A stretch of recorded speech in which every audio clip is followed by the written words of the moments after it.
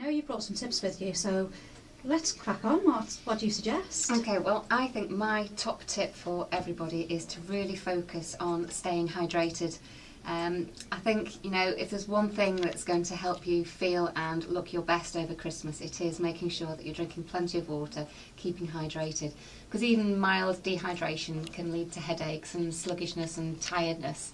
And if you've got alcohol-induced dehydration, which is, it's one of those things Christmas tends to happen, that can make you feel an awful lot worse.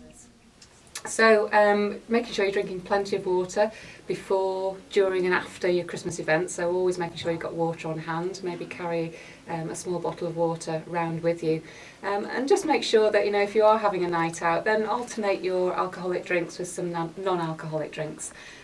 It'll probably keep the price down of your evening if you're not buying the alcohol, and it'll certainly make you feel an awful lot better the following morning. Is it a good tip still to have a pint of water before bed? Absolutely, yes.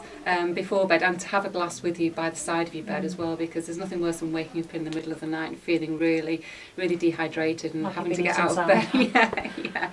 So a drink, obviously, before you go to bed, a drink by your bed, and then first thing in the morning, every day I always try and start my morning with a glass of water, because even if you haven't had a festive evening the night before, our bodies are most dehydrated in the morning, so that first glass of water in the morning is really going to set you up for a better day.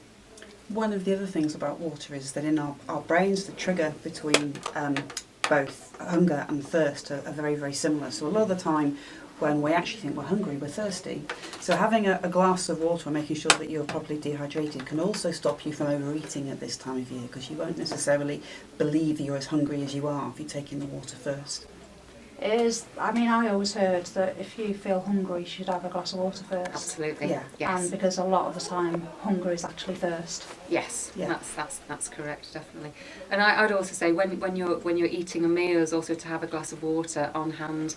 I use that as a trigger to remind me to get those glasses of water in. So every time I sit down and have a meal, I'll make sure I've got a glass of water alongside that meal as well. I did hear somebody say once that they actually set their little alarm on their phone to go off. I think it was every 2 hours, and to have a glass of water. Yeah, Because fantastic water was, idea. Yeah, Fantastic water was that idea. important. Yeah. So 8 that- glasses a day. It seems like a lot, doesn't it? But it's not really, not over the course of a day. No.